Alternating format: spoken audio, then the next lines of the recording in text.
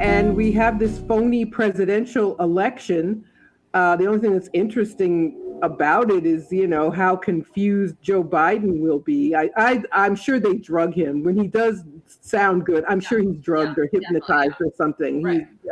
He is. He's definitely allowed to sleep for an entire week beforehand, I think. Yeah. And then he's shot up with Adderall or something. Yeah. Yeah.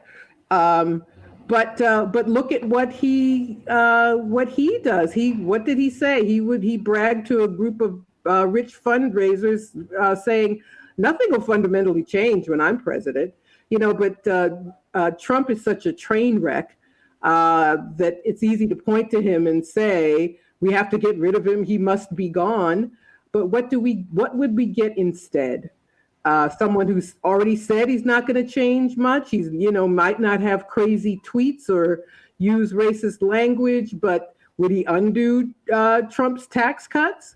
Would he undo the sanctions? He's already said no to sanctions when people made a plea to ease sanctions on Iran when they were going through their COVID crisis. And Biden said, well, they could be lying. And, you'd get better federal judges. But aside from that, what would you get? Really? Right. That is the one thing so I had Malika Jabali on. I love her work. Yeah, she's great. Yeah. And this came up and she was saying how she totally gets and respects why people do think that there's a difference between, the presidents. And then we brought up the Supreme Court, which always seems to me the one thing that it's really, I'm like, okay, yeah, I get it. That is the difference. Although Biden, as we know, helped Clarence Thomas get onto the Supreme Court. Yes, he did. Railroaded, Anita Hill. But I'm curious, do you have a position? And then, of course, I want to talk more about the protests, but these things are so interrelated because it's hard to talk about them without looking at the, political system in which they exist. But do you think there is, you're Green Party, correct? I am, yes. So what do you have to say to obviously you don't agree with it, but to the harm reduction argument? There isn't any harm reduction. I mean, this is where we've gotten the lesser evilism argument has gotten us to this place where look at Bill Clinton. What I remember being so happy, it's embarrassing now when Bill Clinton won because there were all these, Republican landslides and, Democrats were winning one or two states. And it was like, oh, thank God there's a Democrat. What did we get from Bill Clinton?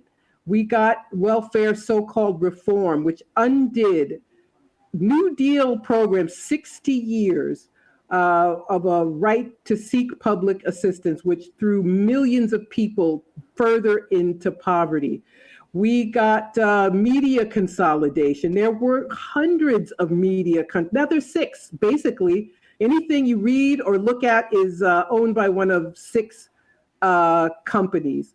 We got the trade deals. They couldn't pass NAFTA with Bush Sr. They needed a Democrat to give them cover to do that. So that's the sort of thing that we get with when there is a change. What did we get with Obama? Everybody throws Obamacare in your face, which basically gives everybody the right to pay too much for insurance. There is the Medicaid expansion. I give credit for that.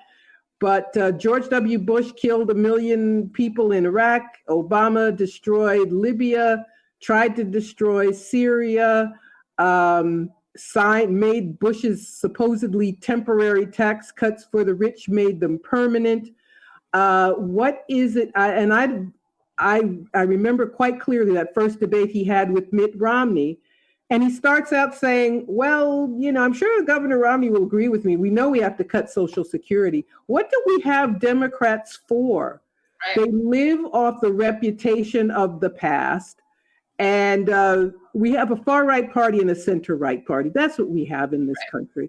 And all the talk of opposing Trump and being the resistance, Trump gets everything he wants from Nancy Pelosi. They gave him a space force. They gave him the military spending. On one hand, he's a maniac. He's crazy. We got to get rid of him. Well, why do you give him everything he asks for in military spending? Makes no sense whatsoever. I mean, it's the most inherently on its face contradictory position to have. This guy's a, Cheetah Mussolini existential threat.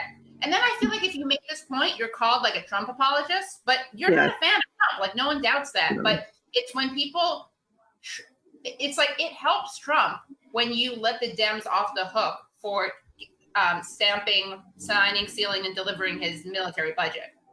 Oh, like, absolutely. Like, you think that you're harming Trump by talking about his tweets? Like that's how you're affecting change and speaking truth to power? Well, it's, this is because of propaganda. There's been decades of propaganda from the Democratic Party telling us that we have to support them. And these horrible people, they foist these horrible candidates on us and then blame the left. It's always the left to blame when the people who can raise $1 billion, Hillary Clinton raised $1 billion, but then couldn't get 10,000 more votes in Michigan. That's on her. And if Biden loses, it's on them too.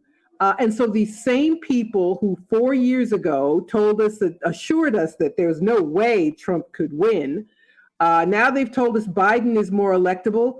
The onus is on them to help him win. That's on them. They should be telling people, this is our path to victory. This is what we're going to do. But all they have is vote shaming and finger pointing. And I have to say, quite frankly, I don't think they really care if Trump wins. Their priority this time around was getting rid of Bernie Sanders. Right. He capitulated. Sadly, it's humiliating and it's horrible to watch. I had issues with him, but it's so much worse than I thought. You had a soft spot for him. Oh my God, I did, and I couldn't get this idea that we can have imperialism abroad and justice at home is not going to work. That was my big beef with him. Yeah. But his capitulation was so much worse than I thought. I wanted him to fight for a while, but he gave in. And so now and I hope the left has to decide. People ask, what's Bernie going to do? What are you going to do if you support him? What are you going to do if those were the things that were important to you? The Democratic Party has to go. They are awful. They can't even win.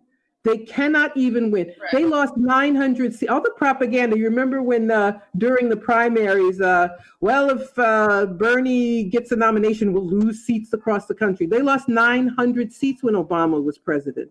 Right. 900. Yeah, even by their own definitions of standards of blue no matter who, they're failing. It's a failed business model, as St. Bernard said. You know who got really mad at him for saying that? Who? Is guy you're a big fan of his, Bakari Sellers. Oh, I know how much you love him. I know how much you respect him. No, that's a whole other story. I'm not going to talk about people I can't stand, but no Joy Reid or Neera Tanden them.